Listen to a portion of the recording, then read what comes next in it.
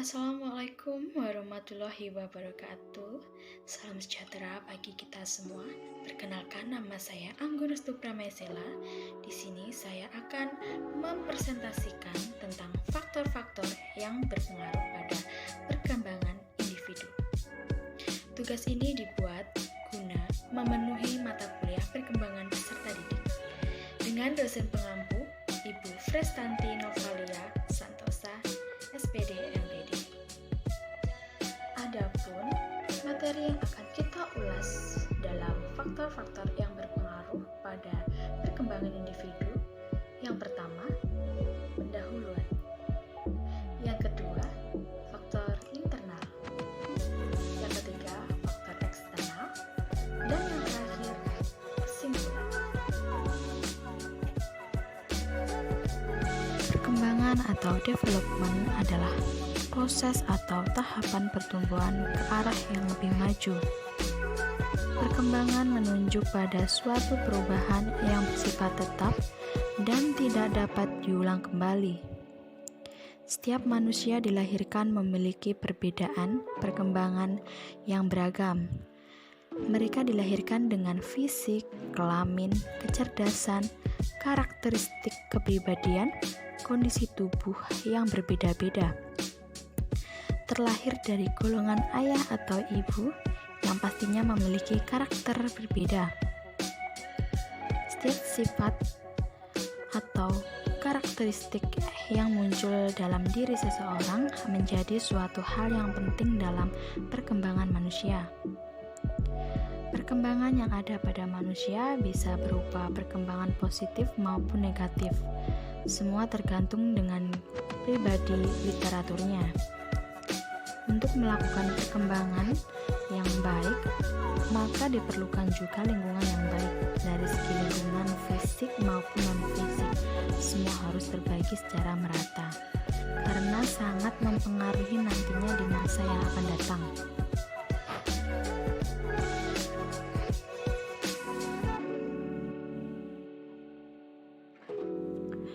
Faktor-faktor yang berpengaruh pada perkembangan.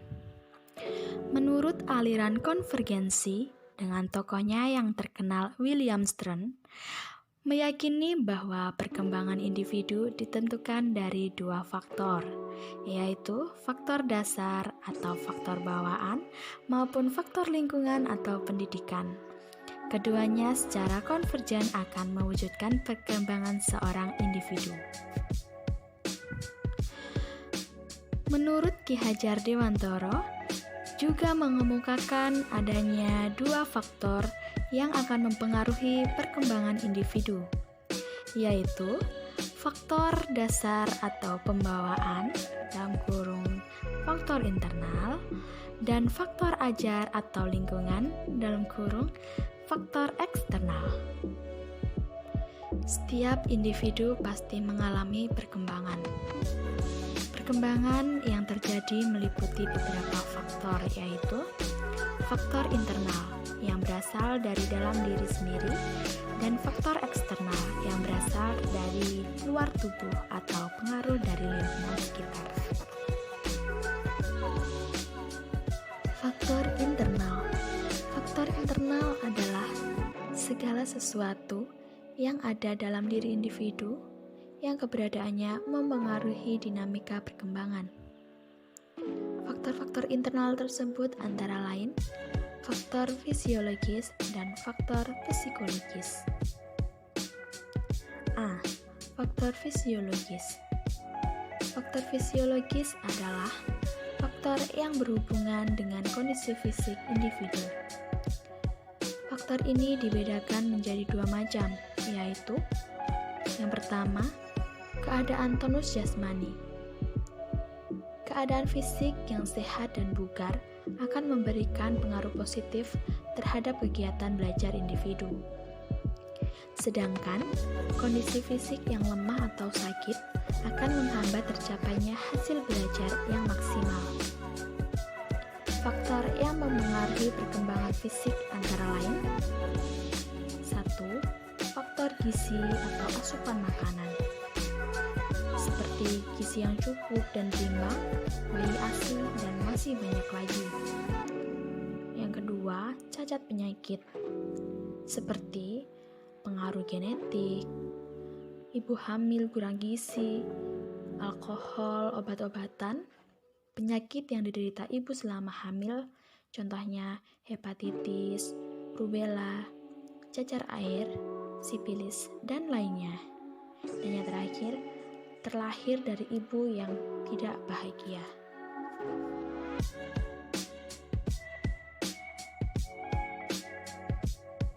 Yang kedua, keadaan fungsi jasmani. Selama proses belajar berlangsung, peran dan fungsi fisiologi pada tubuh manusia sangat mempengaruhi hasil belajar, terutama panca indera. Panca indera yang berfungsi dengan baik akan mempermudah aktivitas belajar dengan baik. Dalam proses belajar, panca indera merupakan pintu masuk bagi segala informasi yang diterima dan ditangkap oleh manusia, sehingga manusia dapat mengenal dunia luar. Panca indera yang memiliki peran besar dan aktivitas belajar adalah mata dan telinga. B. Faktor psikologis. Dalam hal kejiwaan, kapasitas mental, emosi, dan intelijensi setiap orang itu berbeda. Seperti berikut. 1. Kecerdasan atau intelijensi dapat diartikan sebagai kemampuan psikofisik dalam mereaksi, merangsang, atau menyesuaikan diri dengan lingkungan melalui cara yang tepat. Semakin tinggi intelijensi seorang individu, maka semakin besar peluang individu tersebut meraih sukses dalam belajar. Maka dari itu, perlu bimbingan dari orang lain seperti guru, orang tua, dan lainnya. Informasi tentang taraf kecerdasan seseorang merupakan hal yang sangat berharga untuk memprediksi kemampuan belajar seseorang. Pemahaman terhadap tingkat kecerdasan peserta didik akan membantu mengarahkan dan merencanakan bantuan yang akan diberikan kepada siswa. 2. Motivasi. Motivasi adalah salah satu faktor yang mempengaruhi keefektifan kegiatan belajar. Motivasilah yang mendorong individu melakukan kegiatan belajar. Motivasi dibagi menjadi 2. A. Motivasi intrinsik. Motivasi intrinsik adalah semua faktor yang berasal dari dalam diri individu dan memberikan dorongan untuk melakukan sesuatu. Menurut Arden and Feinstein, yang termasuk motivasi intrinsik antara lain dorongan ingin tahu dan ingin menyelidiki dunia dengan lebih luas. Adanya sifat positif yang ada pada individu dan berkeinginan untuk maju. Adanya keinginan untuk mencapai prestasi sehingga mendapat dukungan dari orang-orang di sekitarnya. Adanya kebutuhan untuk menguasai ilmu atau pengetahuan yang berguna bagi dirinya. B. Motivasi ekstrinsik adalah faktor yang datang dari luar individu tetapi memberi pengaruh terhadap kemauan untuk belajar. Misalnya, peraturan tata tertib, ujian, orang tua, dan lain sebagainya. Yang ketiga, minat. Minat merupakan kecenderungan dan kegairahan yang tinggi atau keinginan yang besar terhadap sesuatu. Jika seseorang tidak memiliki minat untuk belajar, ia tidak akan bersemangat, bahkan tidak mau belajar. 4. Sikap.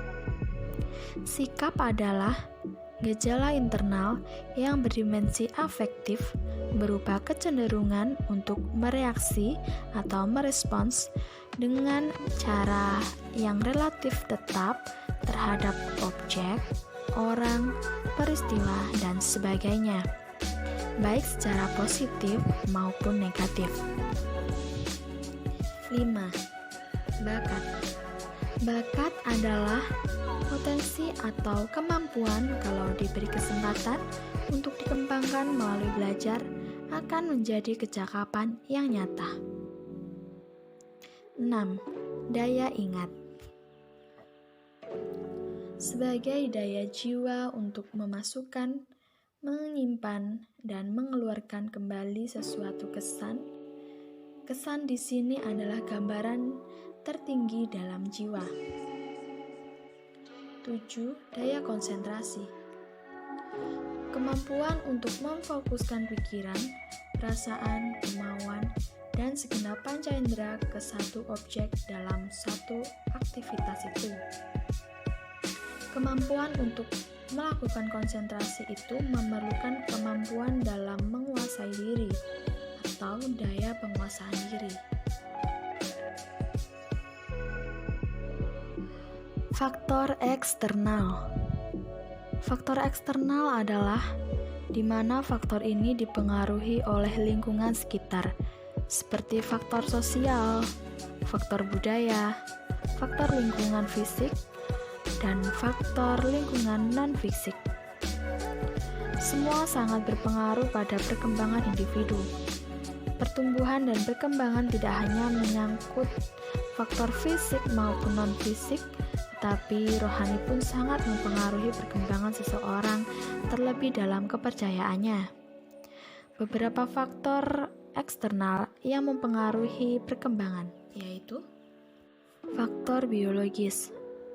Faktor ini wujudnya berupa pengaruh yang datang pertama kali dari pihak ibu dan ayah atau keluarga.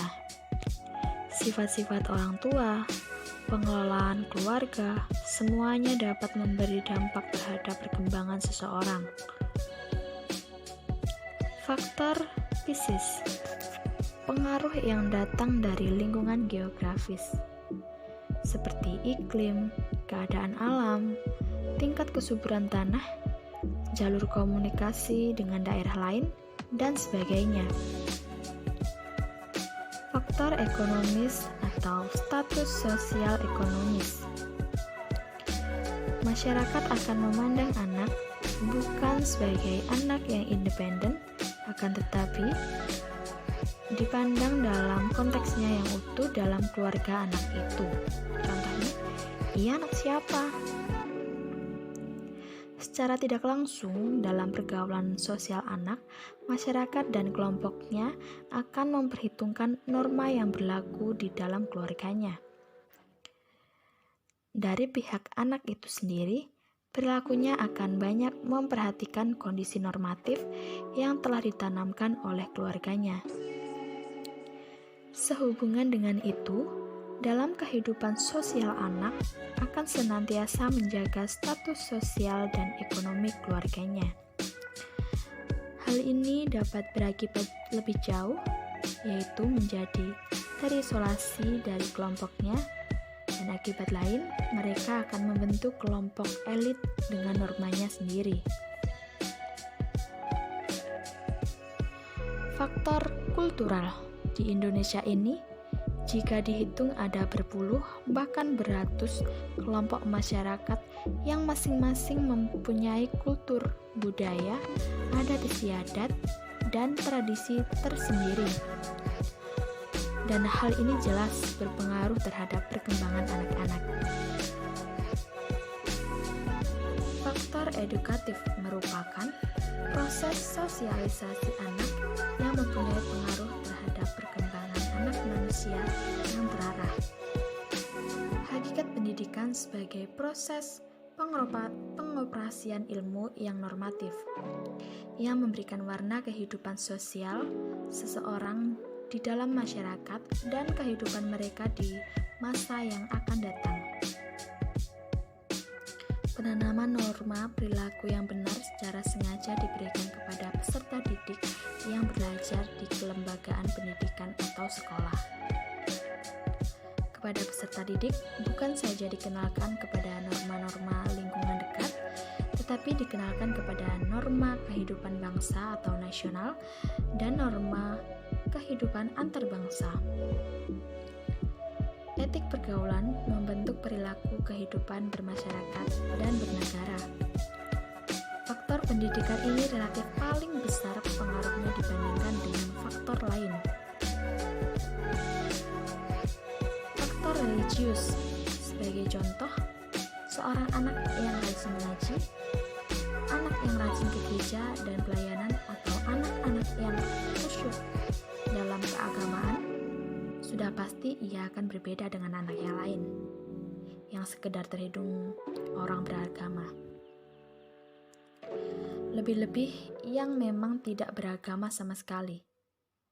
Ini adalah persoalan perkembangan pula yang menyangkut proses terbentuknya perilaku seorang anak dengan agama sebagai faktor penting yang mempengaruhi, karena fondasi agama merupakan salah satu faktor yang sangat berpengaruh dalam berperan penting sebagai media kontrol dan perkembangan individu. Dari pembahasan di atas dapat kita simpulkan, faktor-faktor yang mempengaruhi perkembangan individu dibagi menjadi dua macam, yaitu faktor internal dan faktor eksternal. Faktor internal adalah faktor yang mempengaruhi perkembangan yang berasal dari dalam diri individu, seperti faktor psikis dan faktor psikologis. Faktor eksternal merupakan faktor yang mempengaruhi perkembangan manusia yang berasal dari luar individu atau lingkungan, seperti faktor biologis, faktor fisis, faktor ekonomis, faktor kultural, faktor edukatif, dan faktor religius.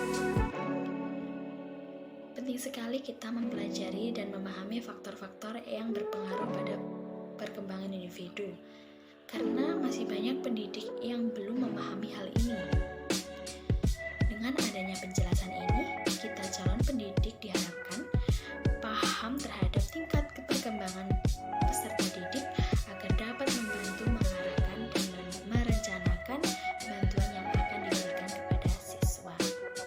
Dan kita kedepannya dapat menerapkan sistem pendidikan dengan memperhatikan perkembangan individu. Demikian tugas presentasi video yang dapat saya sampaikan. Ada kurang lebihnya saya mohon maaf. Semoga apa yang saya sampaikan kali ini dapat menambah wawasan kita dan dapat bermanfaat bagi kita selanjutnya. Terima kasih untuk dosen dan teman-teman yang meluangkan waktunya untuk melihat tugas video saya. Dan saya akhiri. Wassalamualaikum